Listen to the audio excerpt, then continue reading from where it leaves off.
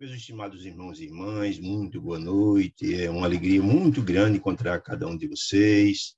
Depois de um recesso, em função das festividades do fim do ano e um problema de saúde, graças a Deus superados, voltamos ao nosso convívio salutar, que para mim tem grande significação. É motivo de muito júbilo e muita alegria para cada um de nós.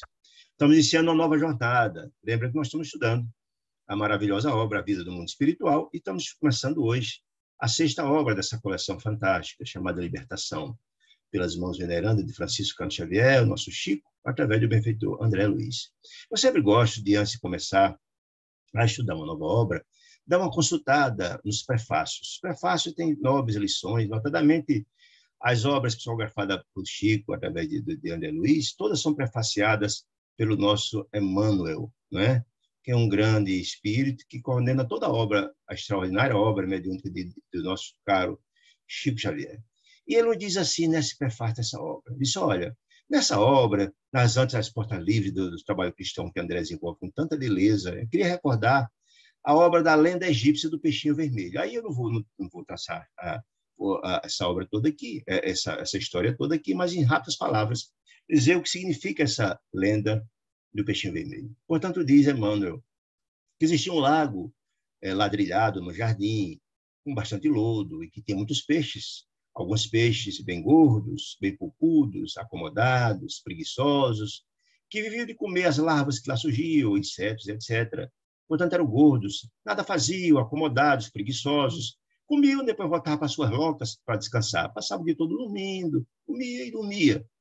Entretanto, existia um peixinho pequeno, vermelho, que passava muita fome, porque esses peixes grandes e gulosos quase nada deixavam para ele, né? E, mesmo assim, os lugares destinados ao sono, as locas, estavam todas ocupadas, portanto, pelos peixes gordos e grandes. Então, o peixinho ficava para lá e para cá, se movimentando, passando dificuldades, necessidades.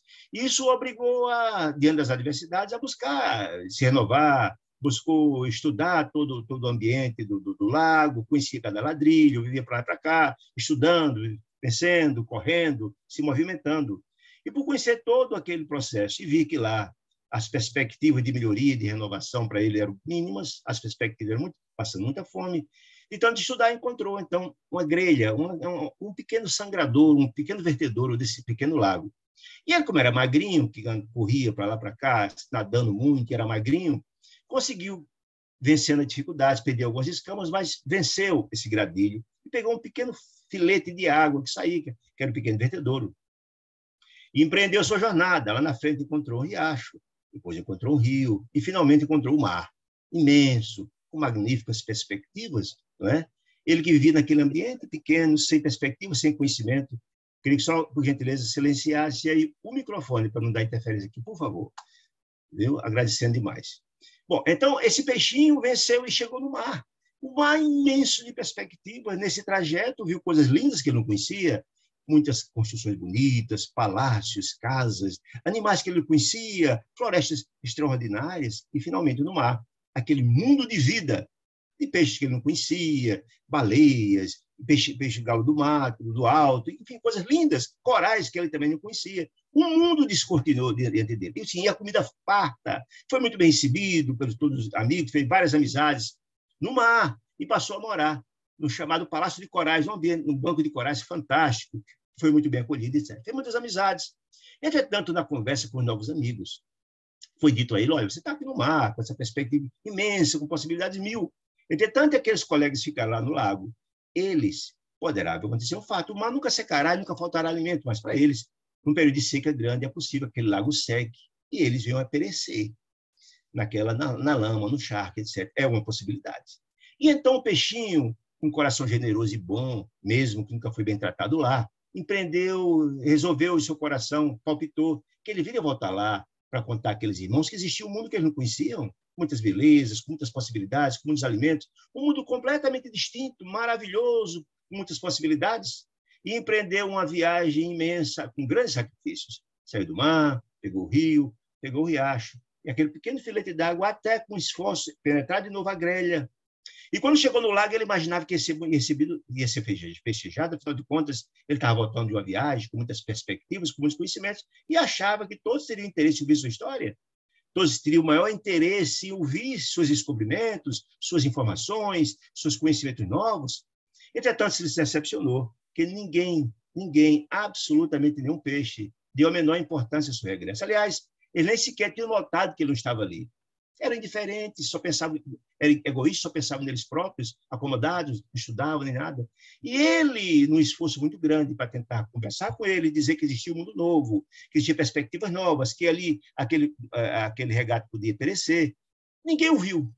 Finalmente, ele procurou o rei daqueles peixes, o que coordenava aquele lago, o mais importante, e fez um apelo. Eu queria fazer uma exposição a todos, explicar, que descobri coisas fantásticas, que vocês estão aqui correndo perigo, etc, etc, etc. Depois de muito esforço, convenceu o rei, e o rei reuniu, afinal de contas, a peixarada toda para ouvir. E ele, emocionadamente, começou a descortinar, a falar de sua descoberta, de um mundo novo que ele não conhecia. Tem muitas belezas, de potencialidades, de alimentos muito, de felicidade, de belezas extraordinárias. E que para eles, aqueles peixes acomodados, e que tinham possibilidade, segundo ele, de vir a perecer, caso houvesse uma seca grande, etc, etc. Entretanto, todos o viram. E só, mas para vocês se deslocarem até esse lugar, até o mar, etc., vocês precisam fazer esforços. Vocês precisam comer menos, fazer exercícios, perderem a gordura, estudarem. Para vocês terem condições de passar naquele gradino fininho, vocês têm que fazer esforço. Vocês têm que fazer suas reformas, suas transformações, aprender a viver com fazer mais energia, fazer mais exercícios, fazer suas reformas, para poder ter acesso e até estudar para poder chegar ao mar e usufruir desse benefício. Quando terminou a sua exposição, foi uma gargalhada geral. Todo mundo dizia que ele estava louco, que ele tinha perdido o juízo, que aquele lugar era o melhor lugar do mundo, né? Que ali era o centro do universo, uma visão que a gente também aqui tem, que ele era o centro do universo, ali tudo de bom estava ali, não existia um lugar melhor. Que ele estava variando, afinal de contas, ele tinha enlouquecido, que era melhor que ele partisse dali. Olha que coisa. Então, o peixinho, muito triste, foi expulso do lago e voltou. Então, pegou todo e empreendeu a sua viagem de volta. Foi morar no palácio lá no Palácio dos Corais, lá no mar, mas cumpriu sua missão, foi com consciência tranquila. Né? Tempo depois, como os peixes do mar tinham alertado, veio uma seca violenta, e aqueles irmãos que lá ficaram, acomodados, preguiçosos e ociosos, cresceram atolados nas lamas daquele ambiente. Qual é a lição dessa história toda que diz André Luiz, que diz Emmanuel, para mostrar a missão de André Luiz com uma certa similitude com essa lenda do peixe vermelho, do peixe egípcio vermelho, né? Dizer, olha, o esforço de André Luiz, acendendo luz nas trevas, ou seja, fora ele alguém que passou as adversidades no umbral, que nós sabemos, 8 anos, mas depois se renovou, se transformou, e hoje é uma espécie de um grande carteiro do além, e com a preocupação de voltar e trazer alertas aos irmãos que ficaram, buscando a transformação, a serviço de Deus e do bem, buscando a transformação, convidando a reforma íntima, como o peixinho vermelho, a transformação, que existe um mundo novo, fantástico, cheio de vida, disse ele, acender a luz nas trevas de nossos corações empreendidos no mal, nas nossas limitações. Portanto, é semelhante à missão, diz Emmanuel, do peixinho vermelho, da André Luiz. Encantado com a descoberta do caminho infinito, ele, André Luiz, realizadas depois de muitos conflitos e sofrimentos, lá no umbral, nos 8 anos, volve ou retorna à coxa terrestre, anunciando a André Luiz, aos antigos companheiros, que somos nós, encarnados, que além dos cubículos que vivemos, desse mundo limitado, das limitações, das poucas dificuldades, das poucas visões que temos, visão de mundo, resplandece uma outra vida fenomenal, um mundo espiritual, recheado de vida, de belezas possíveis de ser acessados. Mas intensa essa vida no mundo espiritual e bela, do que temos aqui. Agora, para se acessar a ela, exigindo, porém, acurado aprimoramento, reformas íntimas, individual, para que a travessia estreita, passado o acesso, como no gradilho do peixinho, para acessarmos esse mundo feliz do mundo espiritual, é preciso fazer a reforma íntima, precisa se transformar, precisa conquistar. A felicidade é uma conquista do espírito. Há que se fazer grandes esforços. O convite que o peixinho vermelho fez é que eles estão lá. Né? Do mesmo jeito, a passagem de acesso às claridades sublimes. Não é? Porque a conquista do mundo espiritual se faz pelo amor, pelo trabalho, e não só... ninguém conquista pela violência. Então, André Luiz fala, informa, prepara, esclarece pelas suas múltiplas obras, trazendo uma ansiedade de conhecimento imenso, convidando-nos, abrindo nossos olhos à renovação, à transformação, dizendo que nós temos possibilidades mil de felicidades. Né?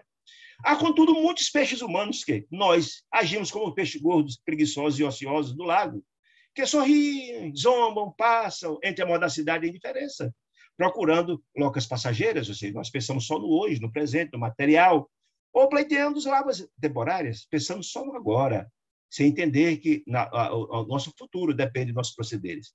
Esperam nós, e como os peixinhos, um paraíso gratuito. Basta uns que imaginem que o morreu vira santo. E não é assim, né? Com milagrosos deslumbramentos. Alguns pensam assim como o peixe lá do preguiçoso, depois da morte do corpo.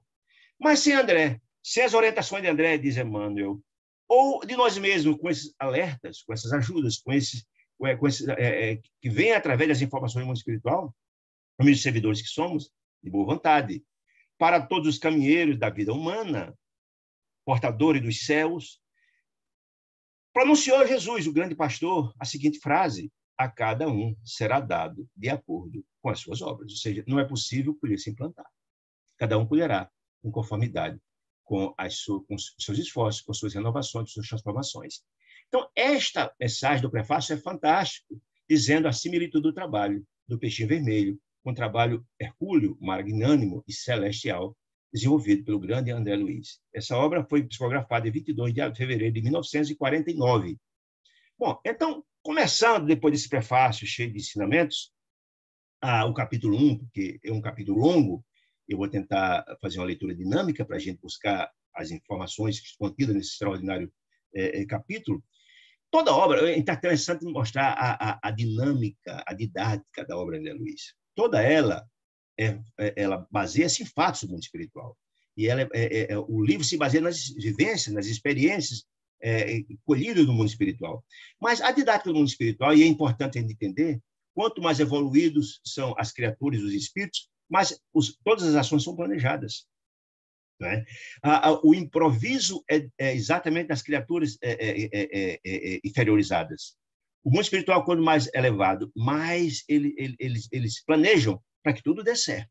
O improviso. Então, quando começa uma obra como essa, André Luiz, de pronto ele mostra a cena da primeira obra, tentando fazer um resumo, mostrando onde será desenvolvidas as tarefas que trarão subsídio para o livro. Primeiro ponto. Segundo, aqueles que trabalharão nessas tarefas de amor em nome de Deus, em nome de Jesus, passam por um processo de seleção e um processo de aprimoramento e de conhecimento, de preparação interessante para desenvolver o trabalho. Então, aqui não é diferente. Ele vai mostrar, no primeiro capítulo, uma palestra no mundo espiritual, no nosso lar, do ministro Flacos, trazendo todo um pormenorizado de como funcionam as colônias purgatoriais, as colônias expiatórias do mundo espiritual, fazendo um olhar, a ambiência, como se dão as interfaces entre as criaturas, entre os emissários de Deus, do bem, e as criaturas ignorantes. Não? Então, é interessante essa didática de André Luiz. E, ao mesmo tempo, para que nós, leitores, buscando entendimento para nós, leitores, colocado no livro, e para que a gente também vislumbre, quando estudar os capítulos vindouros, de como se dá aquelas relações em função de toda essa parte traçada no capítulo primeiro. Então, é uma didática muito interessante e inteligente, que a gente consegue acompanhar com muita beleza. Então, é o seguinte, olha, fomos nós e o grupo participar da palestra do ministro Flacos, esse benfeitor, lá no mundo espiritual, em nosso lar. Né? E esse espírito de olhar doce e de magnetismo extraordinário convidado na meditação, ou seja, tudo que estava colocando ele é de aprendizado para nós. Aí só congregaram naquele ambiente de aprendizado dezenas de criaturas e companheiros que registravam instruções edificantes, né? Eram criaturas candidatas ao trabalho junto aos sofredores. E, sem dúvida, a preleção tem muito interesse em André Luiz. Né? Podíamos perguntar, tínhamos a liberdade de perguntar sobre o assunto que estava posto, né? Com todas as informações, compatível com o novo trabalho. Que novo trabalho? O trabalho de resgate de uma entidade infeliz no mundo inferior, nos mundos infernais, no mundo das sombras, e, ao mesmo tempo, colher informações subsídio para essa obra. André Luiz tinha essa dupla função. Ele ajudaria no trabalho, sem dúvida, mas colheria subsídio para repassar para nós, porque tudo é previamente estabelecido no mundo espiritual, que nos cumpria desempenhar, no caso André Luiz, essa dupla faceta, né? Até então, disse André Luiz, eu ouvia comentários a respeito das colônias purgatoriais, né? Eu via comentários para o trabalho expiatório, ou seja, por que são colônias purgatoriais para o trabalho expiatório? Lembrando que a expiação são quem precisa de expiar são aqueles espíritos que cometem gravíssimos desatinos, crimes graves. Por isso, expiar. Precisa reparar o mal que fez. E nessas colônias ou seja, o perfil das criaturas que lá estavam, espíritos profundamente endividados, cometeram gravíssimos erros, né? A que se destinam essas colônias purgatoriais, a expiação, né? Arrebatando milhares de criaturas arraigadas no mal, portanto, cometendo crimes, etc, etc, etc. Entretanto, agora o instrutor Gúbio, no caso, aí era o instrutor, era o orientador a quem André Luiz iria na companhia dele para esse trabalho de resgate e, ao mesmo tempo, de aprendizagem interessante. Gúbio, silencioso, ouvia. Gúbio teria aceitado a presença de André Luiz, que tinha a missão do livro, mas também de auxiliar, tinha permitido a presença dele, né, de André Luiz, para acompanhar um desses centros dessa espécie. Ou seja, que centro? Há uma colônia purgatorial, certo? De trabalho expiatório, onde ele iria libertar alguém. Essa era a missão, que André Luiz vai trazer os pormenores de como é feito esse trabalho de resgate e como é que é a ambiência desses locais. Essa é a grande questão. Então, aquela palestra do Benito Flaco tem esse objetivo dessa ambientação, dessa compreensão e de toda uma estratégia de atuação em nome de Deus, né? Interessado na palavra do orador, das suas elucidações, expectação, que não queria perder um tio daquelas informações, todas eram muito importantes em André Luiz, porque naquele ambiente, a atenção transparecia de todos os rostos dos aprendizes. Quem é os aprendizes? As dezenas de criaturas que estavam lá, né, ouvindo, porque ia ser de muita utilidade essas informações. O recinto. Eram candidatos todos, os ouvintes. Eram candidatos ao serviço de socorro aos irmãos ignorantes, criminosos, infelizes, atormentados nas sombras, que estavam lá nessa colônia purgatoriais. Ou seja, era uma preparação essa fala do ministro Flávio. Ele continuou dizendo, olha, os superiores que se dispõem a trabalhar com os inferiores, em benefício dos inferiores, ou seja, os que mais têm a didática de Deus, Deus assiste o homem pelo homem, os filhos de Deus, os que mais têm, os que mais têm conhecimento, ajudam os que menos têm, os ignorantes. Os que mais podem ajudam os que menos têm, mais frágeis, né? Em ação persistente e substancial. Não pode utilizar das armas para esse trabalho. Não. Por quê? Sob pena de precipitar-se no baixo nível dele. O que significa isso? Quer dizer, então, ministro Flávio, ninguém pode usar da violência para obrigar ninguém a mudar, não. Por quê? Primeiro que os atritos criados, você baixa o seu nível vibratório, né? Não teria sentido algum, se você vai assistir, não tem sentido você criar atritos. E outra coisa, você só mostra que é diferente daquelas criaturas às quais você deseja a renovação deles, mostrar que é diferente, agir diferente. Essa que é a grande questão. Então, usar de armas, de autoritarismo, jamais, em tempo algum, não é a didática adequada para lidar com criaturas dessa natureza. A severidade, disse o ministro Flávio, pertencerá aos que instruem, mas nunca a violência. Mas o amor é o companheiro daqueles que servem. O que é que ele quer dizer com isso? Para encontrar criaturas com nível de ignorância, de fragilidade, de dificuldades, etc., com muito pouca permeabilidade ao diálogo, precisa encontrar uma forma de tocar a alma dessas criaturas. Esse processo de tocar a alma é um processo altamente complexo, né? Muito complexo, mas só se modifica essas criaturas tocando a alma, tocando o ponto, digamos assim, ele nesse ponto, tocar a alma, você toca no ponto que possibilita se renovar e se transformar. Aí, sabemos que a educação, na maioria das vezes, parte da periferia para o centro. Ou seja, a educação, às vezes, vem de fora para dentro, com esse método de utilizar a energia, disse ele. Contudo, a renovação, a transformação, traduzindo aperfeiçoamento real, movimentos em sentido diverso. Ou seja, é um processo de reforma que se dá de dentro para fora. Você tem que tocar a alma, o coração, para que tocado ele comece a se renovar, a se transformar. É a assimilação do processo de renovação, não é? Que é muito importante. Ambos, tanto um quanto o outro, tanto o processo de educação quanto o problema de renovação, disse ele, os impulsos, todavia, são alimentados e controlados pelos poderes da mente. Porque, gente, a mente é quem comanda nossas vidas. A mente, ela está posta no espírito, na casa mental, e ela que coordena todo o processo. O corpo nada mais é o corpo físico do que a vestimenta do espírito, e apenas executa o que a mente determina. Nós já vimos isso lá atrás, que através da glândula pineal, há todo um comando para o corpo, pela mente. Aí, sim, o espírito humano lida com a força mental, disse ele. tanto quanto maneja a eletricidade. Diz o ministro. Antônio, continua no prefácio, tá? Não mudou, não. Pois é, eu não estou conseguindo, está passando aqui, dona Celeste, mas é um probleminha técnico. Mas não se preocupe, eu estou fazendo o relato e depois, quando o vídeo for feito, a gente aprimora isso. É um probleminha técnico que equaciona, me garanto, no próximo semana a gente está com isso equacionado, tá certo? Nem se preocupe. Mas é bom a senhora avisar, viu?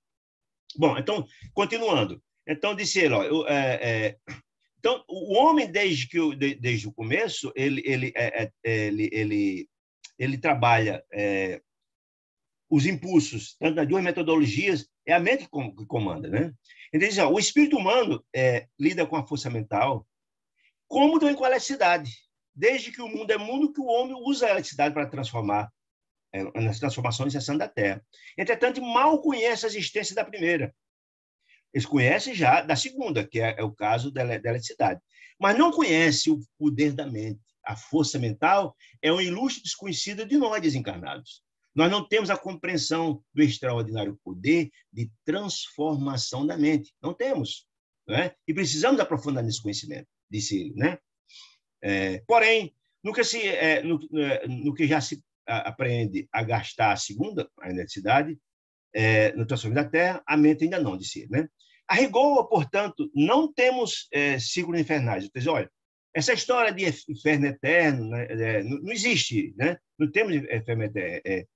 Não temos ciclos infernais, de acordo com os figurinos da antiga teologia, dos ensinos da religião, que preza, que fala de infernos eternos, de penas eternas, de criaturas que queimarão eternamente o fogo do inferno, como se Deus não fosse um pai misericordioso e bom que condenasse alguém eternamente ao fogo do inferno. Não, isso não existe. Né? Onde se mostram indefinidamente gênios satânicos.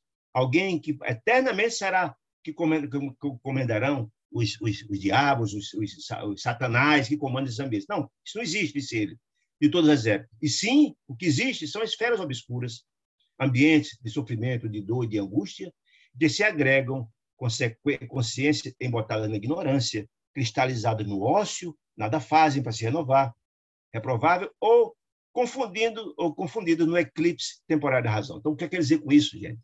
A ideia da antiga teologia dos infernos eternos, das penas eternas, de criaturas que queimam eternamente o fogo do inferno, contraria profundamente a ideia de um Deus amoroso e bom, um Pai amoroso e bom.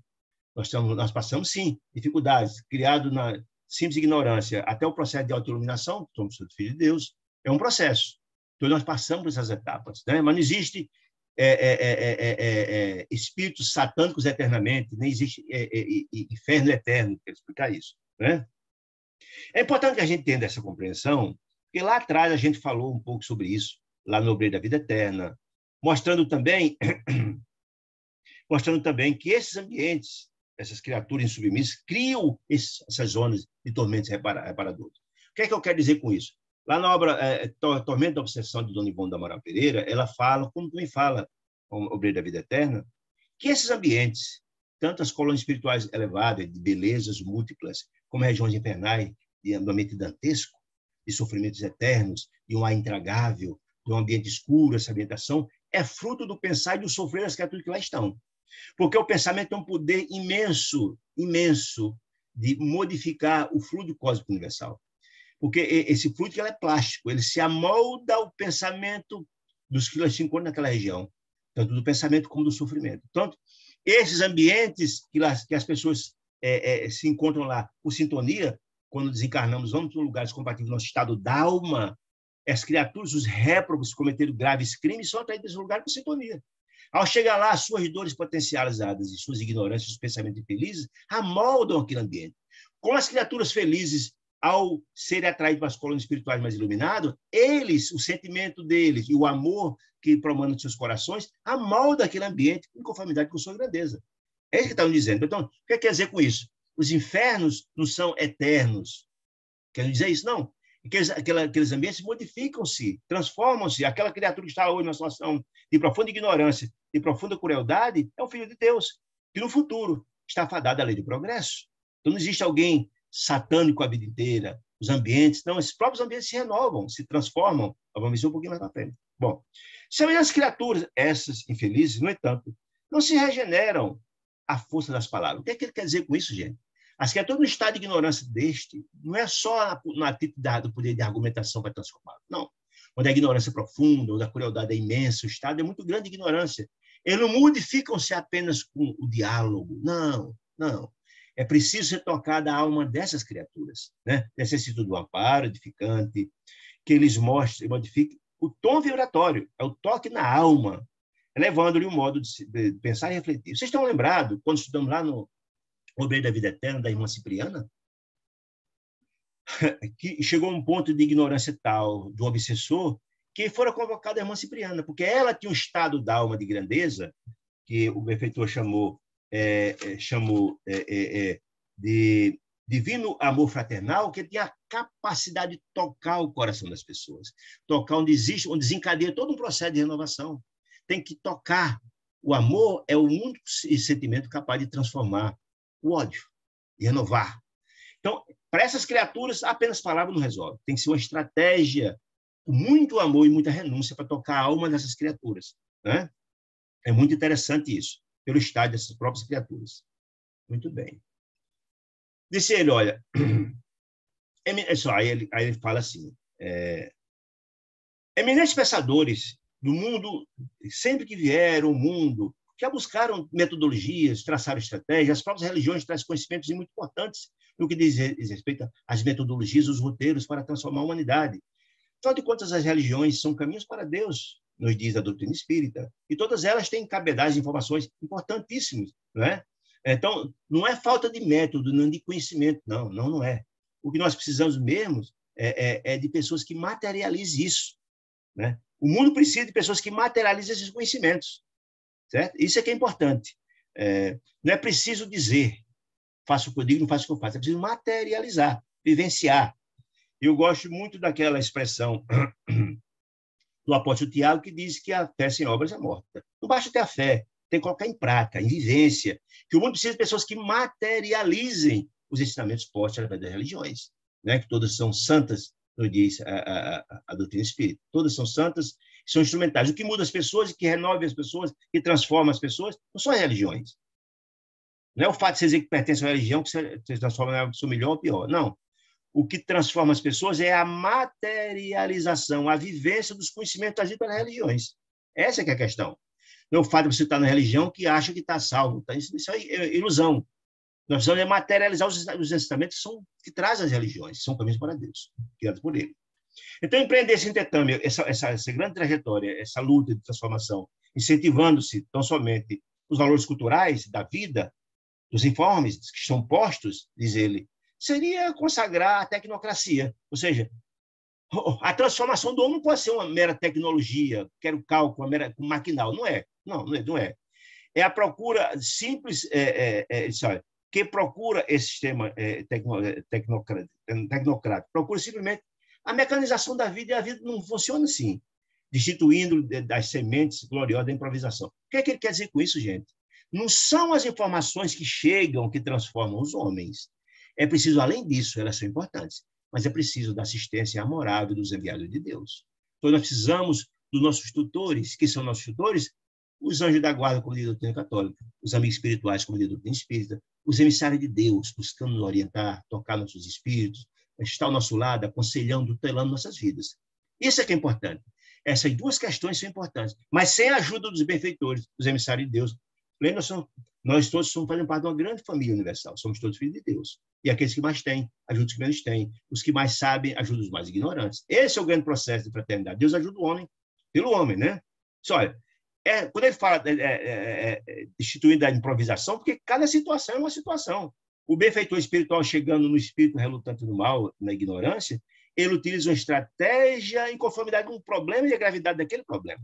Então, não é uma coisa meramente tecnológica, se uma metodologia se aplica a tudo. Não funciona assim. Cada caso é um caso. De infinito e da eternidade, diz ele.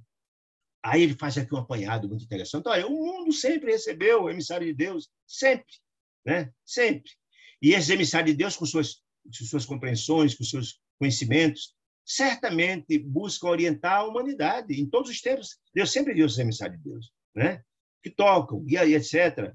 Mas não é só isso, precisa muito mais que isso. É forçoso reconhecer que a organização humana em si, só esse cabedal de informações, de orientações, não atende às exigências do ser imperecível. É preciso ajudar, é preciso acolher, é preciso chegar até essas criaturas, tocar suas almas. Aí ele começa a falar, fala de Péricles, na Grécia, que trouxe importância esse trabalho de realização, né? Mas a belicosidade do seu povo não cessou por isso, né? O assédio, o desgosto, etc. Alexandre o Grande, o conquistador, que fez um grande império vasto, disse ele, mas não impediu que seus generais a sanha de saque, de morte, etc., etc., não obstante ter trazido uma contribuição. Augusto, divino, o século de Augusto, do Império Romano, que também trouxe informações importantes.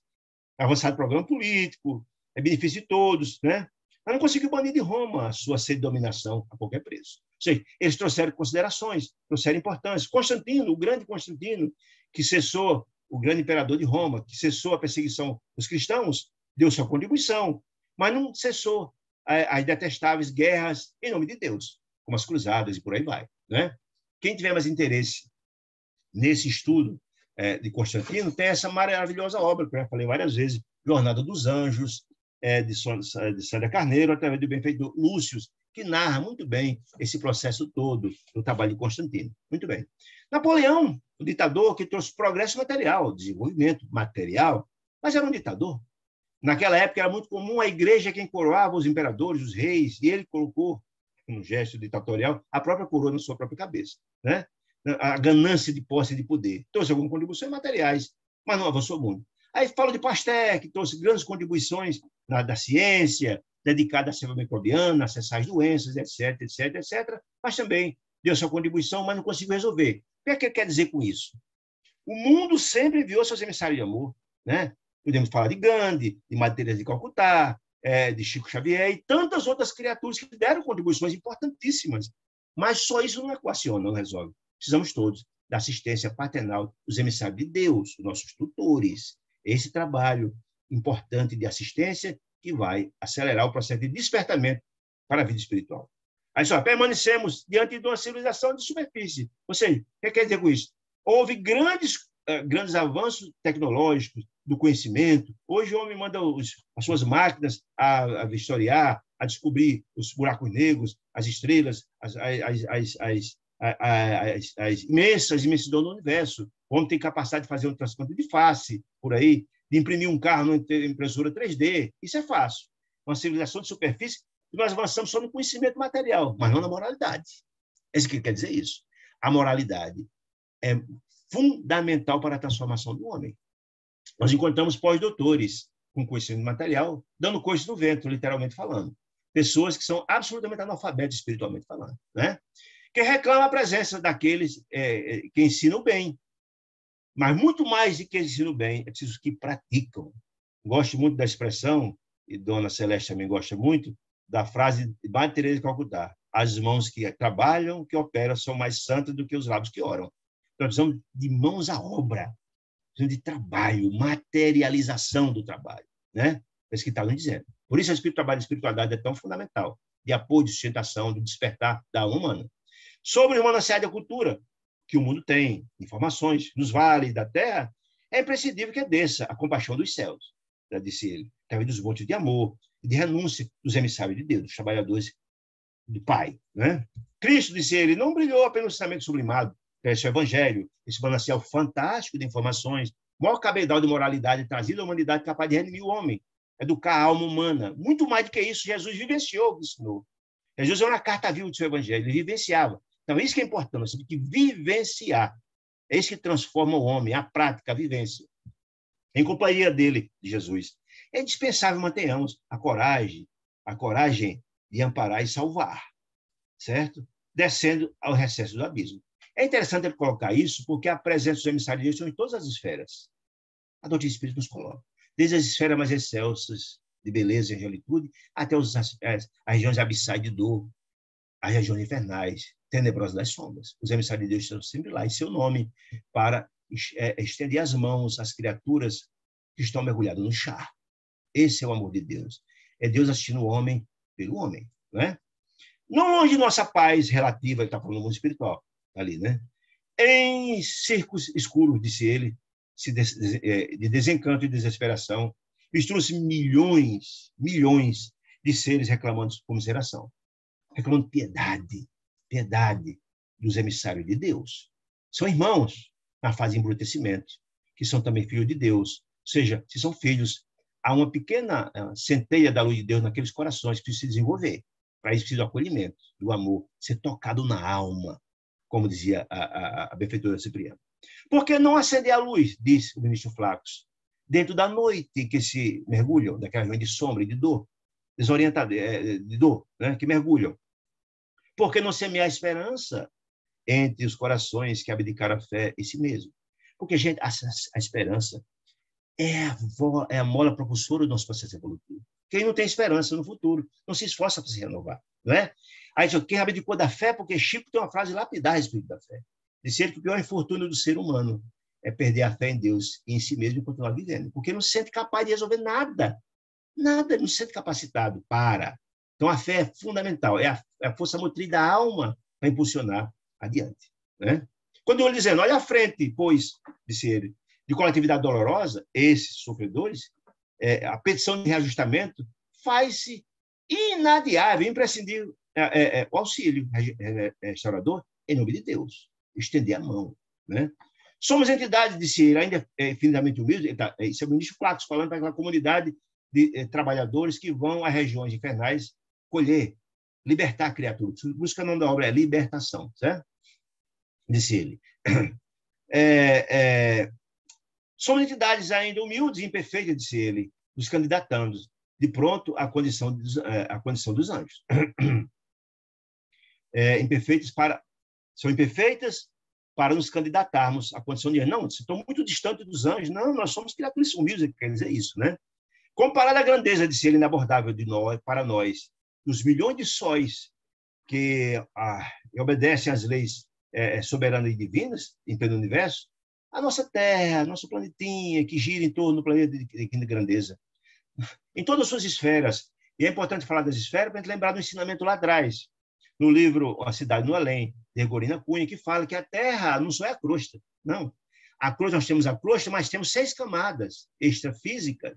Vizinho a nós está o umbral grosso, onde está coladinho a nós, regiões de dor profunda e abismais, o umbral intermediário e o umbral, digamos assim, mais light, a periferia do umbral, a saída do umbral, que é onde fica o nosso lar, certo? Mas depois disso tem os espíritos que laboram nas artes, etc. Depois os que sublimaram e, por fim, a 6ª esfera, onde está os que coordenam e governam o nosso planeta.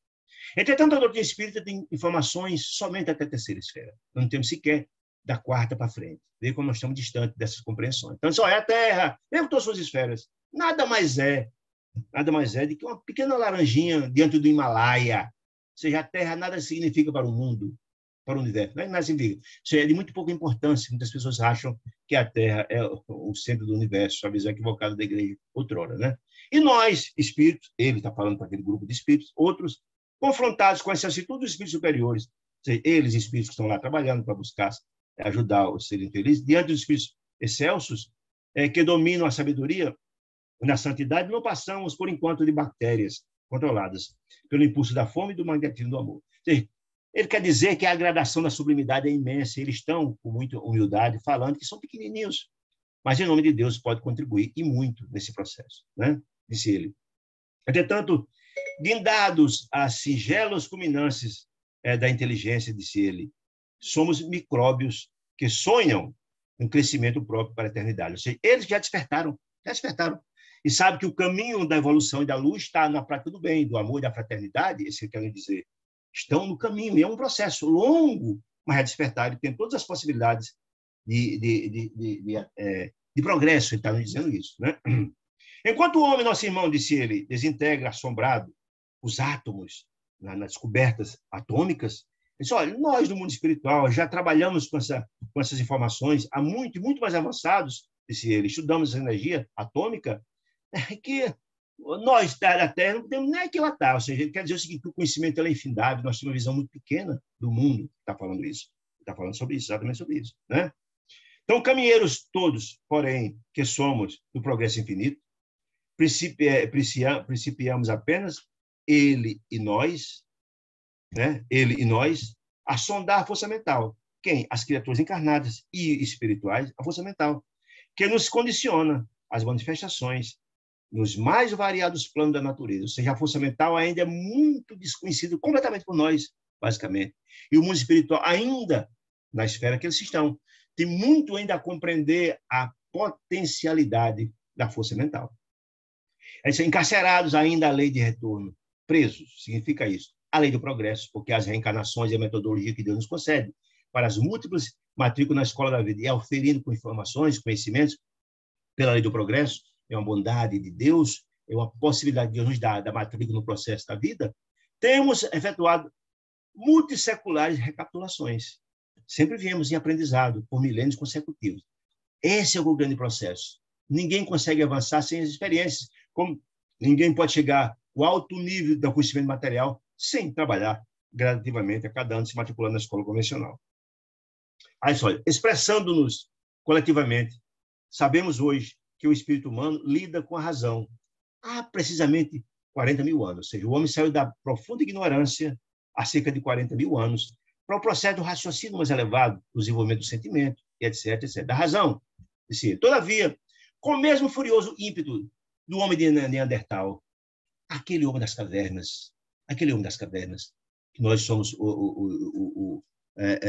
os homens que acham muito mais avançados, né?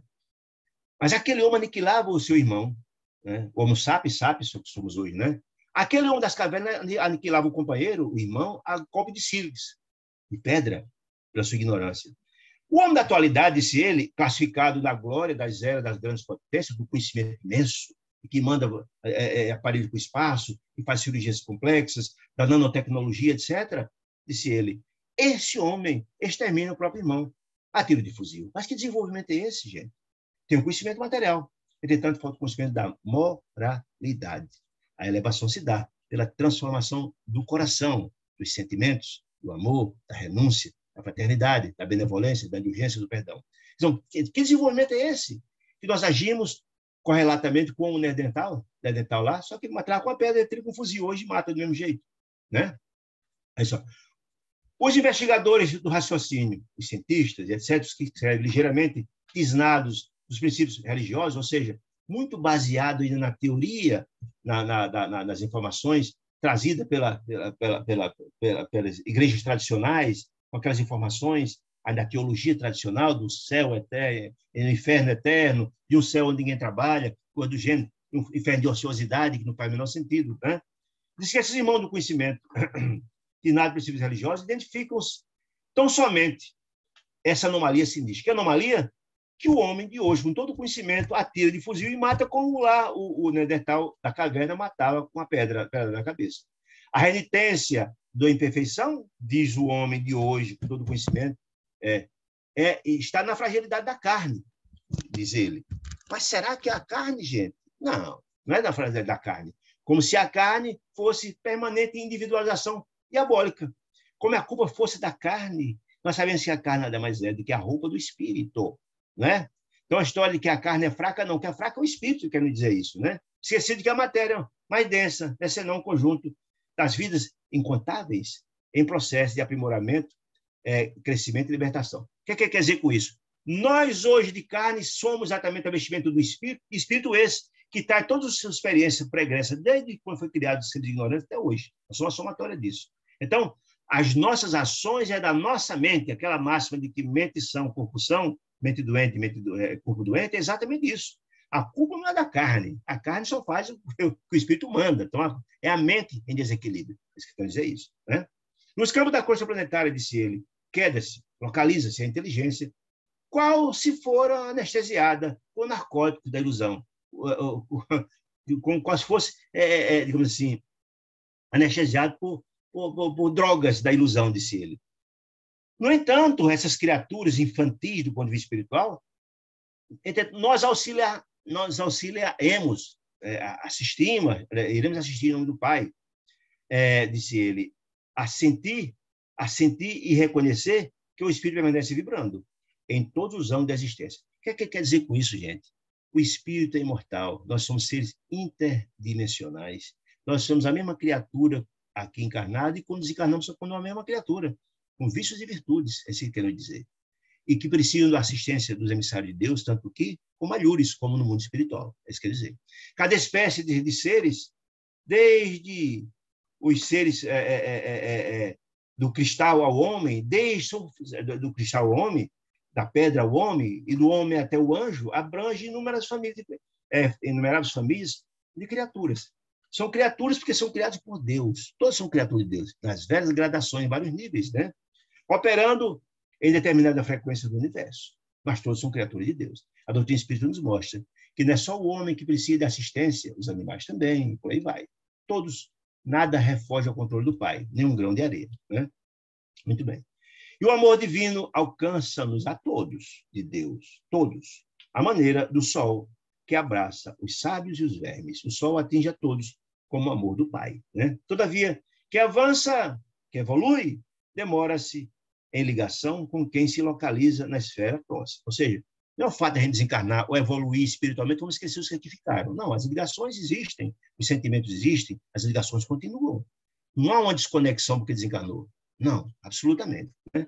O domínio vegetal, das árvores, das plantas, etc., vale-se do império mineral, precisa se nutrir do nutriente da terra, né, para sustentar e evoluir, porque também as plantas, os animais, a fauna, a flora, o planeta evolui, está dizendo isso. É um processo. Os animais precisam dos vegetais, se alimentam para a obra de aprimoramento, e os homens, nós, se socorrem uns dos outros, para crescerem mentalmente e progredir adiante. Porque os homens são seres interdimensionais. Há uma interdependência. Nós precisamos do contato uns com os outros. Estamos aqui contactando com vocês, contactando com os familiares, com os irmãos, com a esposa, com o marido, com os outros na escola.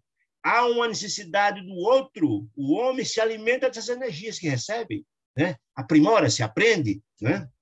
Atritos do reino da vida, vegetal, animal, hominal, enfim, vegetal ou mineral, atritos do reino da vida, conhecidos da terra entre si, torturam-se e entredevoram-se através de suas rudes experiências, a fim de que os valores espirituais se desenvolvam e resplandeçam, refletindo a divina luz. Porque é interessante, a gente não entende, às vezes, por que da dor. Tem aquela máxima que a dor ensina a gemer, nós precisamos passar pelas dificuldades para aprender a valorar. Então, tudo progride. Se não existisse a dor, como progrediríamos? Como deixar de fazer o que é errado se não houvesse não houvesse uma contrapartida, não houvesse uma repercussão disso, né? Então, nesse ponto, Flacos continua a explicação, depois da explicação. Mas, disse o ministro, além do principado humano na Terra, para lá da fronteira sensorial e da crosta, que guardam ansiosamente a alma encarnada na Terra, amparando-a com limitações, visões, porque nós vimos a doutrina espírita, a limitação encarnada é muito pouca o que está ao nosso redor, isso, em todos os aspectos. Nós enxergamos pouquíssimo do que está ao nosso redor, né? Disse ele. Unidade de visão e benéfico esquecimento, porque se lembrássemos tudo do passado, das encarnações transatas, como é que na verdade seria a Terra encarando aqueles que nos prejudicam, que prejudicamos? Seria uma guerra eterna, diz Emmanuel. Mas fala que, na verdade, o esquecimento temporário é uma bênção de Deus para criar os vínculos, para as possibilidades das repactuações, não é? É importantíssimo, né? Então, benéfico do esquecimento, começa o vasto império espiritual, vizinho dos homens. Como assim vizinho dos homens? Meus irmãos queridos, essas esferas da Terra, dos umbrais, etc., são mundos superpostos. Estão aqui coladinho a nós, dividido por fronteiras vibratórias. Nós já vimos isso em outras oportunidades, certo? E eles são atraídos por nós, pelos nossos sentimentos infelizes, por sintonia. Toda vez que não temos sentimentos de desarmonia e desequilíbrio, atraímos os nossos semelhantes que pensam do mesmo jeito. Ou se temos sentimentos nobres, elevados e altruístas, também atraímos criaturas elevadas. Trazendo isso. Então, existe um mundo pululando ao nosso lado, né? Disse ele, né? Aí se agitam, aí nesse mundo, vizinho a nós, se agitam 1 milhão de espíritos imperfeitos que partilham com as criaturas terrenas as condições de habitabilidade na crosta do mundo. É importante, nós já vimos tanto isso na obra de André Luiz. Sim, essas criaturas estão ao nosso redor, em nossas casas, ao nosso lado, fazendo as refeições conosco, dormindo ao nosso lado, partilhando experiências conosco, e etc., e etc. são atraídos por nós, né? Por que eles andam um umbral grosso está próximo da Terra? Porque na Terra ainda as criaturas, a Terra de expiações e provas, ainda a inferioridade está com as criaturas aqui encarnadas. E nós atraímos semelhantes por sintonia, né? E muitas das vezes somos vampirizados por essas criaturas. Eles se alimentam de nossas próprias energias. Nós já vimos isso em muitas das obras de André Luiz, que a gente estudou aqui há pouco tempo, certo? Seres humanos situados noutra faixa vibratória, ou seja, desencarnados, que estão ao nosso redorzinho, das faixas vibratórias, apoiam essa mente encarnada, por sintonia, né? Através de falanges incontáveis, são semiconscientes da responsabilidade e tão incompletos na virtude quanto os próprios homens. Ou seja, essas nossas falhas morais e etc., essa inconsciência do que é o certo e que é errado, essa nossa irresponsabilidade atrai espíritos do mesmo jeito, que não tem compreensão total do que é certo e do que é errado, que tem o prazer em fazer o mal, coisa do gênero. Atraímos eles exatamente nossa sintonia. Porque eles não fizeram crescer o Deus interior deles, nós, a probidade interior, não deixamos alimentar o Deus interior, como diz Jesus, nós somos Deus de Jesus. Né? Faz brilhar a sua luz, ou seja, vivencia os ensinamentos que sou portador, que é o processo. Na hora que a gente cresce espiritualmente falando, a gente se desconecta, não cria sintonia com a identidade das trevas. Por isso o orar e vigiar que Jesus falava é tão importante. Sempre sentir que a coisa não está bem, entre orações, que é a forma de cortar essa conexão com as entidades infelizes. Né? Então, a matéria de espíritos flacos, congregando milhões de vidas embrionárias, ele fala de todo esse processo, dessa interação entre os homens, que é importante. Vamos avançar aqui um pouquinho, porque o tempo puxa. Muito bem. Demora-se a inteligência corporificada no círculo humano, disse ele, em transitória região, adaptada às suas exigências de progresso e aperfeiçoamento, dentro do qual o protoplasma, que lhes faculta o instrumento de trabalho, crescimento e expansão. Então, disse ele, entretanto, no mesmo espaço, na crosta que estamos aqui encarnados, né? Alonga-se a matéria em outros estados, e nesses outros estados, a mente desencarnada, no mesmo espaço, apenas por divisões pelas fronteiras vibracionais, em viagem para o conhecimento da virtude. Todos nós estamos nessa jornada, tanto encarnados como desencarnados, estamos nessa luta muito grande. Somos criaturas. Quem são as criaturas que estão lá de lá? Quem são as criaturas infelizes? Nós, de ontem, que desencarnamos, somos atraídos para esses mundos. É isso. Essa jornada todos estamos empreendendo, né? Radicados na esfera física, buscando dominá-la e absorvê-la. O que é que ele quer dizer com isso? Essas criaturas que ainda continuam na ignorância, no sofrimento e na angústia, que não enxergam a luz, a auto-elevação, eles encontram e veem a Terra como se continuasse a vida, encarnado. Deseja dominar aqui porque é a única possibilidade que vem de poder. Não consegue ultrapassar essa esfera da infelicidade, né? Radicam na esfera física buscando dominar a Terra, aqui, nós encarnados, e absorvê-la. Essa sede de poder é fruto da inferioridade deles, estabelecendo uma gigantesca luta deles, dos desencarnados, de pensamento que o homem comum não é dado sequer a calcular. Nós sofremos uma influência gigantesca dessas entidades infelizes desencarnadas. Mas por que sofremos? Só sofrem aqueles que estão na mesma faixa vibratória, né? Mas muito dos crimes que acontecem, das injustiças, dos sofrimentos, dos homicídios, dos estupros, dos vícios, são estimulados por essas criaturas que buscam dominar, buscam nossos pontos fracos para dominar, obsidiar, vampirizar e por aí vai, né? Muito bem. Frustrados, essas criaturas, sem ser poder, frustrados em suas aspirações de vaidoso domínio, do domínio celestial, ou seja, essas criaturas que desencarnam uma situação dessa, frustrados porque não tem como ascender os mundos celestiais, porque os mundos celestiais se conquistam pelo amor e não pela força. E eles não se reformaram, não se transformaram, né?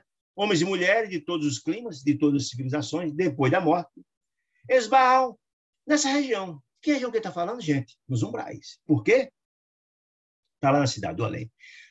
Toda a nossa a crosta da Terra, ela tem um cinturão imenso dos umbrais. Ninguém desencarna e sai da Terra sem passar pelos umbrais. Absolutamente ninguém. Não existe uma forma de sair para ascender os mundos mais felizes sem passar pelo umbral. E só fica no umbral quem tem sintonia com ele. Essa que é a grande questão. Quem tem sintonia fica, poder sintonia. Se prende ali. Quem não tem, tem a senha de acesso aos mundos mais felizes. Está livre para passar. E a única forma, como o peixinho lá do lago, que emagreceu, se renovou, estudou, transformou-se, passou pelas gradilhos. Não há como a gente acessar os mundos mais felizes se não fizer nossa reforma íntima, nossa transformação, adelgaçar o nosso perispírito, tornar ele mais leve, mais delgado, mais feliz, etc, etc, etc. É a senha de acesso. Não tem nada que nos ligue naquela região onde a gente passa. Essa aqui é a história, né? Então, esbarra nessa região, no umbral, em que se prolongam lá as atividades terrenas, ou seja, lá é um prolongamento. Ele só conhece a grosseria, a ignorância e a infelicidade que é comum naquele ambiente, que é ter sintonia, né? E elegem o intuito, o instinto de soberania sobre a terra, por única felicidade digna de impulso do conquistador. Ou seja, a única felicidade que eles enxergam, já que não ascendem os mundos mais felizes, é dominar a terra. Eles continuam com a sede de domínio que tinham aqui, porque eles continuam as mesmas criaturas. Ninguém modifica-se pelo fato de morrer. Como a gente imagina, que morre e vira anjo. Isso é ilusão total, né? Muito bem. Rebelados, filhos da providência. Por que rebelados, filhos da providência? Somos todos filhos de Deus, somos herdeiros do Criador, né? Diz o ministro Flávio. Tentam desacreditar a grandeza divina, a grandeza do Pai. Por quê? Por uma questão muito simples. Só domina quem é ignorante. Se alguém tenta se iluminar, se transformar, se renovar, ele faz tudo para impedir. Portanto, o grande trabalho, a grande dificuldade de quem trabalha na luz são as sombras que combate impiedosamente. Por quê? Porque não querem perder o comando, não podem perder o domínio. E a forma de dominar é a ignorância, quando não há mais ignorante. Na hora que a gente se sublima, se renova, não há mais conexão, não há mais sintonia, né? Então, desacreditar a grandeza divina, estimulando o poder autocrático, autoritário, né, da inteligência submissa e orgulhosa, e buscando preservar nos ciclos terrestres para a dilação indefinido do ódio e da revolta, da vaidade e da criminalidade. E aí a gente tem estudado muito sobre a transição planetária, exatamente essa grande luta titânica. Na hora que as criaturas se sublimam, se renovam, se transformam gradativamente, eles vão perdendo a conexão com as entidades das trevas, eles vão perdendo o controle. A luz vai começando a vencer as trevas, esse é um grande processo. No dia que a Terra atingir de esclarecido 50,1%, a Terra dá um salto qualitativo, porque a luz conseguiu dominar as trevas. O domínio passa a ser da luz. E é isso que as sombras não desejam. Por isso, esses grandes embates, as grandes guerras, é o fruto desse trabalho das sombras. Quem diz não sou eu. Quem diz são obras Mãe Cedo da Nova Era, Transição Planetária, Perturbações Espirituais, da Lavra de Valdo Pereira Franco, de Manuel Flamengo de Miranda, e tantas outras obras. Tem uma obra recente de Haroldo Tradis, que fala da mesma questão. Ou o Sermão Profético de Jesus, e tantos vai no mesmo sentido desse processo de autoiluminação. Então, as sombras não desejam perder o controle, eles querem continuar dominando, porque o que eles conhecem é isso, né? Essa que é a grande questão. Vamos ver, onde é que eu parei aqui? Tá. Como se o planeta, em sua expressão inferior, lhes fosse paraíso único. Porque, na visão deles, a única felicidade que eles têm, pelo estado de ignorância, é dominar a Terra, né? Ainda não integralmente submetido a seus caprichos. Por que está submetido totalmente a seus caprichos? Porque tem digamos assim, a processo onde a luz domina. Não se domina, não cria mais sintonia. Então, se não está completamente submetida, porque algumas criaturas estão se renovando, se transformando, e eles perdem o controle sobre essas criaturas, né? Em vista da permanência de discórdia reinante entre eles mesmos. O que quer dizer com isso, gente? Quer dizer assim, que essas cidades infelizes, essas regiões de poder imenso nas regiões infernais, são criaturas ignorantes, que elas mesmas disputam o controle da Terra. É interessante entender isso. E aí, aqui na Terra, entre encarnados, não é muito diferente, não. Nós estamos numa época desse processo. Veja só, nos contatos entre os países, o que é que rege-se da luta entre os países? Não é o que rege entre os países, na luta entre os países, não é a ética, é o interesse. Vê-se, por exemplo, que são as guerras, são a luta pela hegemonia da Terra. É uma nação tentando poder sobre as demais, tirar proveito dos demais. Não importa se isso vai trazer fome, miséria, morte, não interessa. Porque não existe ética, existe interesse. É a mesma estratégia do mundo espiritual. Eles, entre si, guerreiam-se pelo controle dessa fatia de poder junto a nós na Terra, né? Então, esse processo deles, que é uma guerra de lá como a daqui, são muito semelhantes, né? No estágio que nos encontramos. Que se fossem criaturas que tivessem avançado além do conhecimento material, das ogivas nucleares, do conhecimento material que temos, na moralidade não havia guerra, não havia injustiça, não havia fome, não havia miséria, nada disso, né? É isso que o Ministro Flávio está dizendo. É que, confinados a um berço escabroso da ignorância, essas criaturas infelizes, em que o medo é o instrumento deles, de aterrorizar os infelizes que ficam sob o seu domínio. Quando a gente estuda a história desses mundos infelizes, dominam brutalmente, escravizam as criaturas, tiram proveito, uma loucura, né? E a maldade que é a materialização desse medo. É o método deles, com inquietudes e perseguições recíprocas, lhes consomem as forças que lhe utilizam. E não utilizam o tempo. Se utilizasse tempo para o bem, se renovaria, né? Mas utiliza o tempo para fazer o mal. Não se apercebem da situação dolorosa em que se acham. Por quê? Porque as pessoas que são fixadas no mal só pensam em fazer o mal. Diz André Luiz uma coisa muito sábia, que nós devemos ter mais comiseração dos obsessores. Porque nós temos a tendência a ter raiva dos obsessores. Mas, segundo eles, os obsessores são mais infelizes. Porque o obsessor passa 24 horas querendo fazer o mal ao obsidiado. 24 horas. A ignorância é profunda. E o obsidiado, não obstante sofrer essa interferência, mas tem o amor da família, tem outras, sai um pouco desse flanco. Então, isso, olha, os obsidiados são mais infelizes, são fixados 24 horas. Então, é exatamente o que eu estou dizendo aqui. São fixados 24 horas, não conseguem enxergar nada além da sede de poder. Né? Muito bem. Fora do amor, disse ele, eu achei magnífica essa frase, fora do amor verdadeiro, toda união é temporária. Olha que bacana. Por que é temporária? Se as uniões são apenas por interesse, se é só interesse, acabou essas uniões. O amor verdadeiro é uma amálgama que liga as criaturas. O amor verdadeiro. Então, a união é temporária se não tiver o amor. E a guerra, disse ele, será sempre o estado natural daqueles que perseveram na posição de disciplina, de inferioridade. Ou seja, que estão longe de atingir o amor. Se atingisse o amor, não matava, não guerreava, não levava as pessoas à fome, à miséria, à desgraça. Né? O reino espiritual, disse ele, os fracos, continua sua exposição. Dividido e atormentado. Dividido por quê? Porque cada uma fatia deles quer dominar a terra e os outros. E atormentado cerca a experiência humana. Cerca a humana em todas as direções. É aquele cinturão que eu me reportei. Cerca, nós estamos aqui cercados por eles. Entretanto, a única forma de nos livrarmos desse domínio deles é a renovação. Por isso, Jesus falava do vigiai e orai. Sempre. Isso tem que ser um mantra na vida de cada um de nós. Então, nós estamos cercados por essas criaturas, né? Tentando dilatar o domínio permanente da tirania e da força. Né? A única forma é fazer nossas renovações, nossas transformações, nossas reformas íntimas. Sabemos que o Sol, disse o ministro, opera por meio de radiações, nutrindo eternamente a vida a milhões de quilômetros, sem nos referirmos às condições da matéria em que nos movimentamos. Lembremos-nos de que o nosso sistema solar, as existências mais rudimentares, desde aos cumes iluminados, tanto um quanto o outro, dois que estão nas esferas iluminadas dos cumes das montanhas, ou que estão no recôncavo das trevas, nas baixas, nas grutas, etc., estão sujeitos à sua influenciação. De quem? Do Sol. O Sol chega, atinge a todos, uns mais, outros menos, mas todos têm a influenciação do nosso planeta, do nosso sistema solar. Como acontece em alguns campos gigantescos do cosmos, das galáxias, dos buracos negros, etc., também nós, espíritos, desencarnados, eles, por exemplo, nós outros, espiritualmente caminharemos para o zênite evolutivo. Todos nós caminhamos, e é um desejo, e é uma determinação de todos nós seremos felizes um dia, todos nós caminhamos para o zênite. E é um incitamento, todos nós temos esse desejo da felicidade, é isso a cada um de nós. Nós trilhamos esse caminho, né? Experimentando as radiações uns dos outros. Ou seja, esse grande trilhar, como no cosmos há uma interdependência dos planetas e se aprimoram as galáxias, o planeta, vai gradando, o ser humano é do mesmo jeito, está dizendo. Nós dependemos dessa irradiação, dessa troca de energia uns dos outros, nas trocas de experiências, nos aprendizados, nas experiências, nas vivências. Né? Neste processo multiforme, disse ele, o intercâmbio, tanto dos planetas como dos homens, atração, imantação e repulsão faz parte desse processo, aperfeiçoando os mundos e as almas. Então, o processo de aperfeiçoamento é o mesmo no universo inteiro.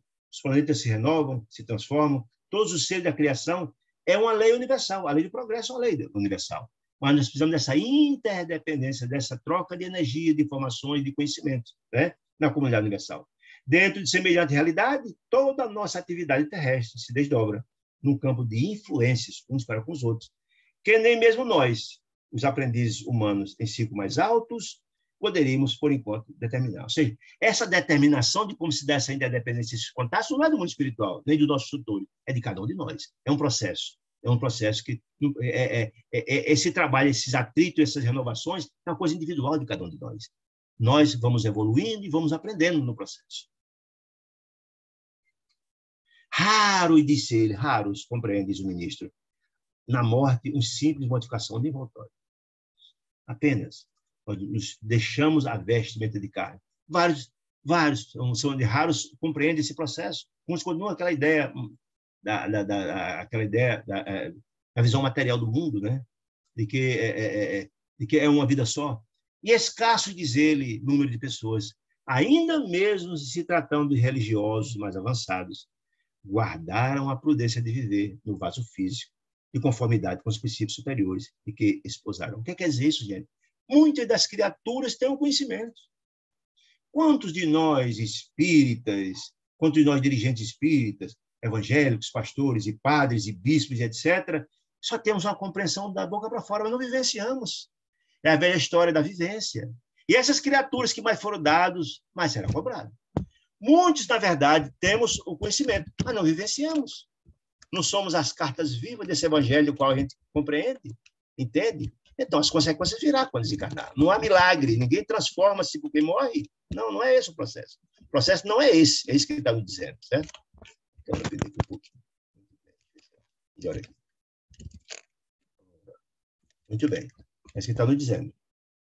Então, a grande dificuldade é essa, que nós não temos a compreensão de que depois da morte fica o envoltório e o espírito continua, e muitos não vivem conforme com isso também, você quer dizer isso. Portanto, esses mundos infelizes estão cheios dessas criaturas que tinham conhecimento, que tinham compreensão, etc., e até abusavam dessas prerrogativas religiosas. Está cheio dessas criaturas. Então, somos defrontados agora pela necessidade, disse ele, de proclamar verdades velhas para essas criaturas impermeáveis à compreensão do mundo real, que o espírito progride, evolui, que não morre nunca, né? Então, ele dá a verdade velha para os velhos ouvidos que não se renovam e verdade nova para os ouvidos novos que estão despertando da nova da inteligência juvenil, infantil ainda do mundo, né? Esse é o grande trabalho de renovação, de tocar a alma ao processo de despertamento. O homem, disse ele, herdeiro presuntivo da glória celeste, filho de Deus, todos nós somos, é o condutor do próprio homem. Dizia Jesus que nós somos o médico de nós próprios. Deus não violenta ninguém. Nós é que fazemos esforço para se renovar. Nós temos a assistência de Deus, mas nós é que devemos buscar nosso processo de renovação e transformação. A felicidade está ao alcance de todos, desde que passamos por onde atingi-la. Né? É um processo de aprendizado, é uma conquista. Né? Dentro da enorme extensão do caminho evolutivo. Né? Alguns já atingem antes, outros depois, depende das nossas ações. Entre aqueles que já se acercam do anjo, que progrediram, estão nessa altitude, avançaram, e o selvagem, que se limita quase ao racional, agindo pelo instinto, existem milhares de posições, gradações, são infinitas as gradações evolutivas, né? Disse ele, ocupando o quadro do raciocínio pelos sentimentos de variadas matizes.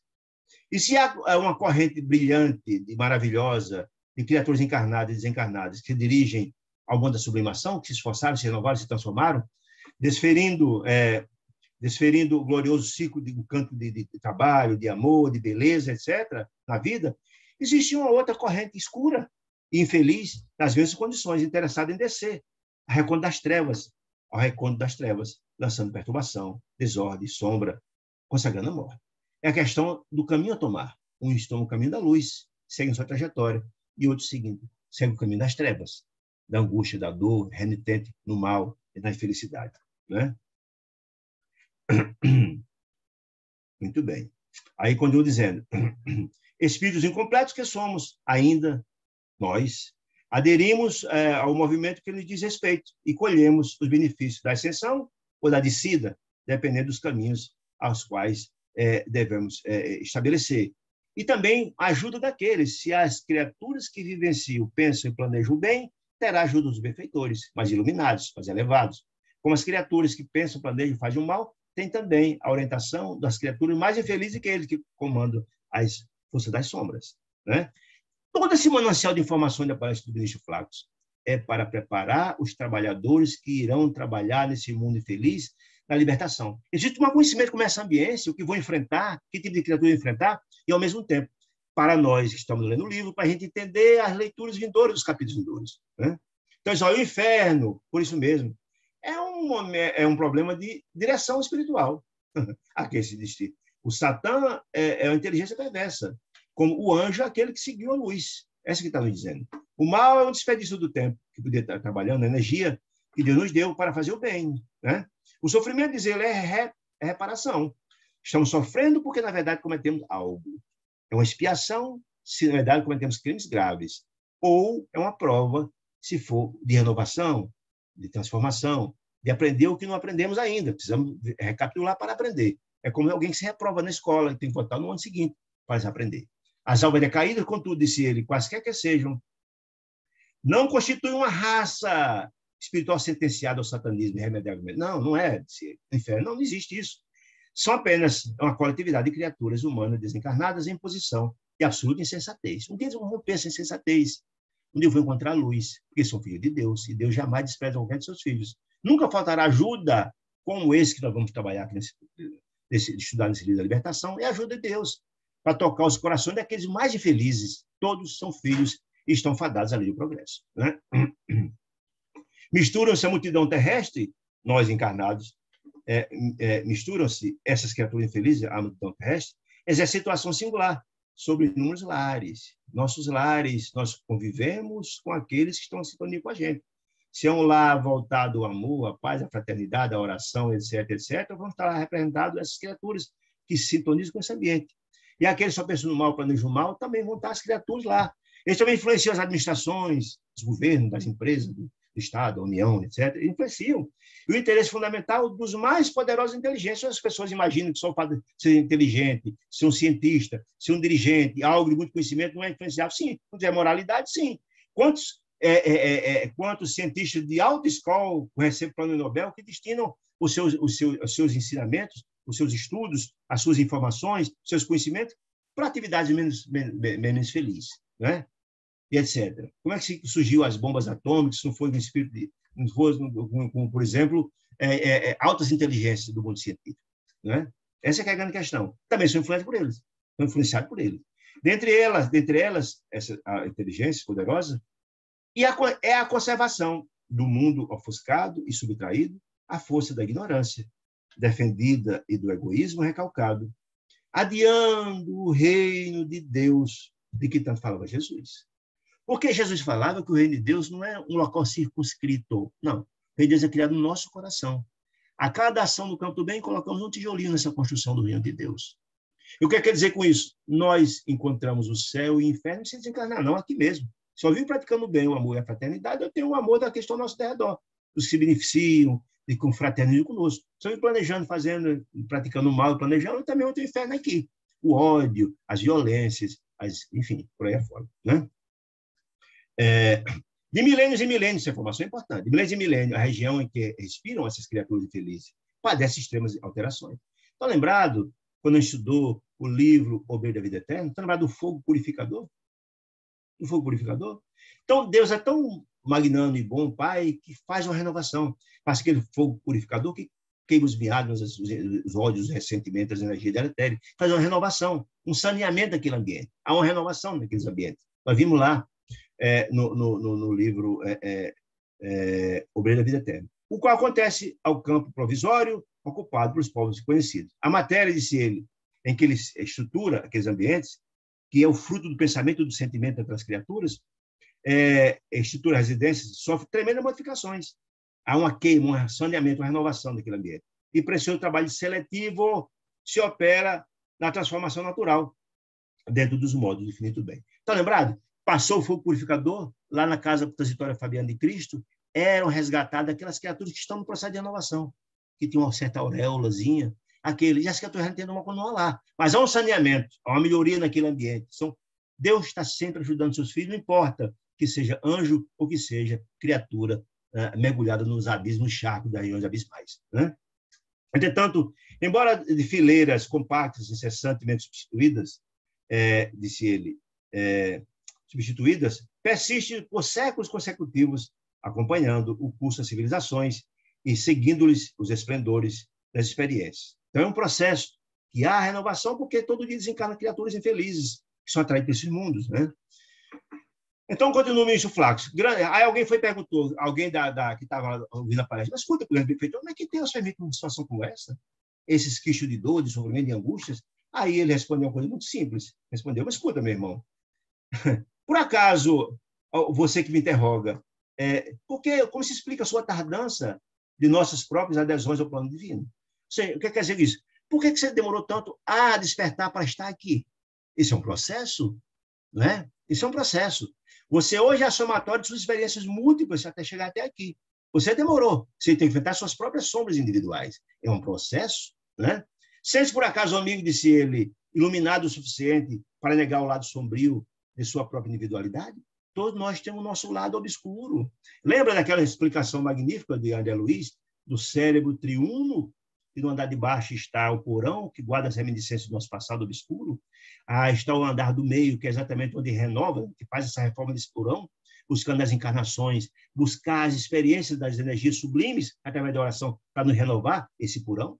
Esse cérebro triuno, todos nós temos nosso porão, nossas imperfeições, que se fôssemos criaturas sublimes e felizes, habitávamos esse planeta. Estamos aqui, precisamos aprender. Ele disse a mesma coisa a ele, por acaso, né? Aí perguntou, libertou-se por acaso o irmão de todas as tentações que flui do escaninho, do porão do passado, misterioso da luta interna? Você, por acaso, já passou? Se puder, se fosse, passou, não estaria nem aqui. Não admite que o orbe, ou seja, a Terra, o planeta, possui seu ciclo de luz e de trevas, como acontece a nós mesmos, nos excessos do coração? Então, nós somos uma réplica. Nós somos essa criatura, existe essa dualidade dentro de nós, sombra e luz. Estamos nessa grande luta, fazendo que desse Deus interior cresça e resplandeça, expulsando as sombras. É um grande processo. O planeta é do mesmo jeito. O planeta se desenvolve do mesmo jeito.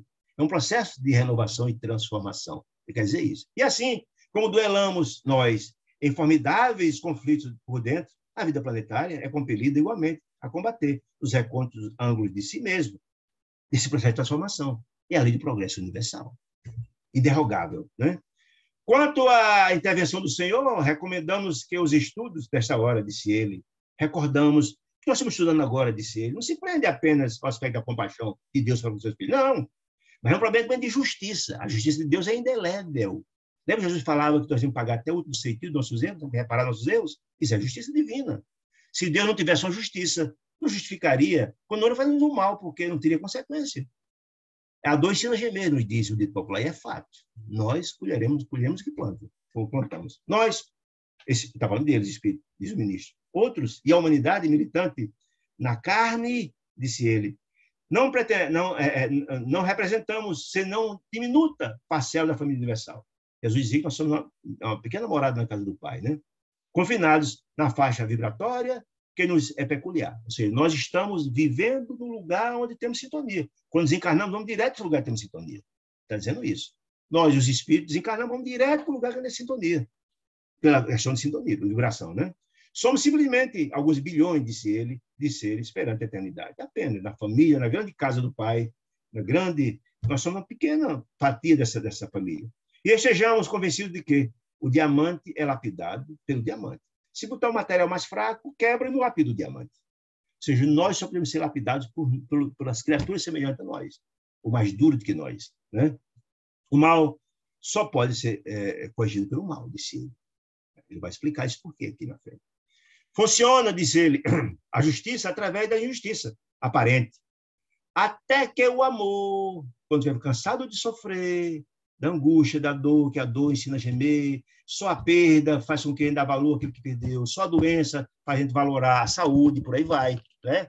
Aí é que o amor vai chegar ao nosso coração, né? Até que o amor nasça e redima os que se condenaram a longas e dolorosas sentenças diante da boa lei. Quem violou a lei de Deus terá que reparar. Isso que está nos dizendo.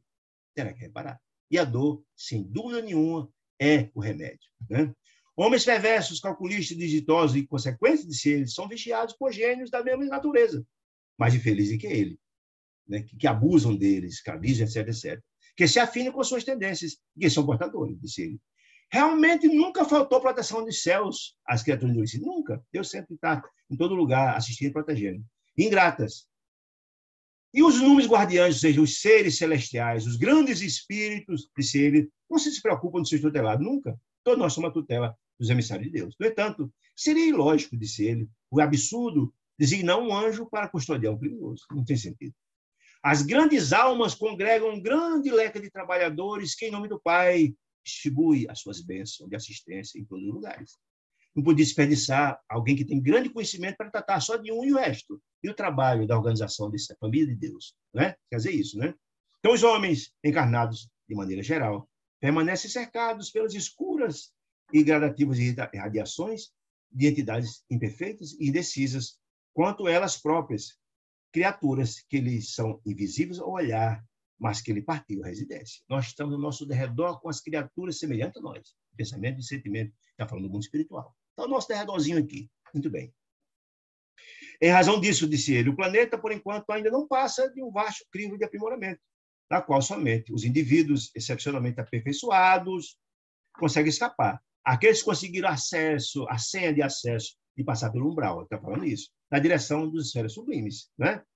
Considerando semelhante situação, Jesus, o Mestre Divino, disse perante o juiz, lá no julgamento dele em Jerusalém, por agora, meu rei não é daqui, não é aqui, não é.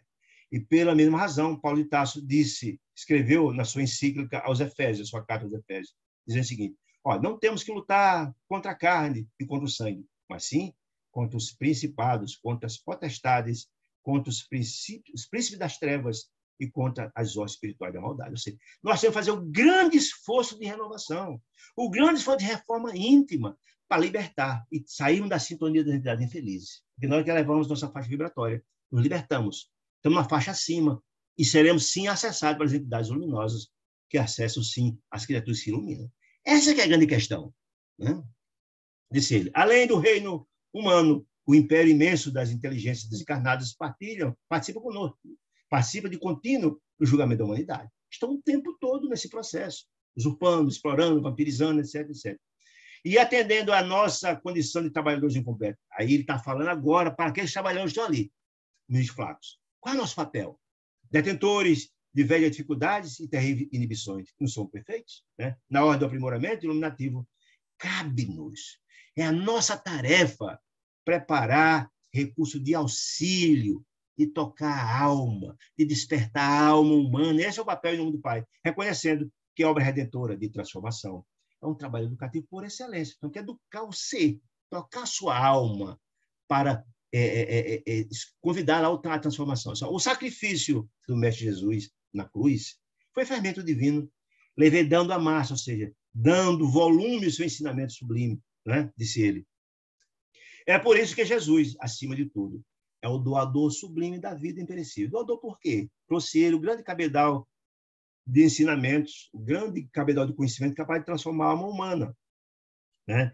E sustenta todo esse processo. O grande diretor dessa escola chamada Terra é doador dessa vida imperecível, da transformação, do despertar para esse reino que ele falava tanto, o reino de Deus, que é construído dentro do coração de cada um de nós, né? Absteve-se Jesus de manejar as paixões da turba, não de tirar, de brigar, não. Visto reconhecer que a verdadeira obra salvacionista permanece radicada no coração. Ninguém pode mudar alguém pela força, e Deus também não age assim. Não, Jesus nunca brigou com ninguém por pensar diferente, não. Cada um mantém. Ele estava pronto para plantar a semente da boa nova, os corações estivessem preparados. A missão dela era despertar para. Nunca obrigou ninguém a, dizendo que estava certo ou que estava errado. Distanciou-se dos decretos políticos. Não que ele não respeitasse os decretos humanos, não. Mas ele achava que a metodologia de transformação não era essa, utilizar na força os decretos exteriores. Nós tínhamos que mudar o homem de dentro para fora. Mas o individualismo e o aperfeiçoamento pela boa vontade e o espírito de renúncia em benefício semelhante. O grande trabalho do estarefeiro do Deus, do Cristo, é exatamente colocar o seu conhecimento, o seu amor, que ele podia estar usufruindo das regiões celestiais, a serviço do próximo, numa renúncia extraordinária ao semelhante. Esse é o grande trabalho de Deus assistindo o homem pelo homem. Sem nosso esforço do mundo espiritual, pessoas no bem, a obra regenerativa será adiada indefinidamente, né? Compreendendo o precioso e indispensável nosso concurso fraterno, para que os nossos irmãos provisoriamente internados no mal se convertam ao desígnio divinos, aprendendo a utilizar os poderes da luz potencial que todos nós temos. Nós somos filhos de Deus, a centelha de Deus, a gene de Deus entre nossos espíritos está. Precisa essa pequena centelha ser transformada. Jesus falava, faz brilhar a vossa luz, vós sois deuses. Sim, um Deus em potencial, naturalmente, né? E que somos detentores. Somente o amor, disse ele, o ministro, somente o amor sentido, com fé e vivenciado por nós, provocará a eclosão do raio de amor à nossa semelhança. O amor é a senha, o amor é o método capaz de transformar o homem, a prática, a vivência do ensinamento de Jesus. E aí, fechando, que isso, na verdade, já está bem avançado, olha, sem polarizar as energias da alma diretamente divina, na direção divina, sem potenciar nossa alma na direção divina, ajustando o magnetismo do centro do universo, todo o programa de redenção é um conjunto de palavras soltas, pecando pela improbabilidade flagrante. É aquela história da Madre Teresa de Calcutá. Muito mais importante do que os lábios que oram são as mãos que trabalham. Precisamos colocar a mão na massa, colocar a charrua na terra para plantar. Se temos o terreno, se não cultivamos esse terreno, não teremos frutos a colher. Então, aí ele concluiu essa fala fantástica, volto a dizer, com o grande objetivo de traçar um perfil de onde o trabalho será desenvolvido para libertar as criaturas que cada uma daquelas equipes irão fazer. E, ao mesmo tempo, nos traçar qual era a ambiência desse mundo de felizes. E também dessa interseção dos desencarnados com os encarnados, e o grande processo deles utiliza-se nossas fragilidades para nos dominar. Certo, meus queridos amigos? Então, aqui a palestra do ministro concluiu, todo mundo feliz, chuva de luz, nós sabemos como é o resultado do trabalho que se dá depois de uma palestra de tanta beleza, de tantos ensinamentos sublimes. Certo, meus queridos irmãos? Eu sei que, na verdade, é um capítulo longo, com muitas informações. Eu sei que até, às vezes, eu pego pelo excesso, mas eu tenho tanto cuidado em passar o máximo das informações, são muito para nossas vidas. Não é? Eu queria saber se algum dos irmãos queridos tem alguma pergunta, ficou alguma coisa sem ser explicada. Eu sei que falei até rápido demais, que é um pouco antididático, mas era muita informação. Eu tive uma preocupação muito grande de passar para vocês o máximo que podíamos. Mas estamos aqui, abertos a eventuais perguntas.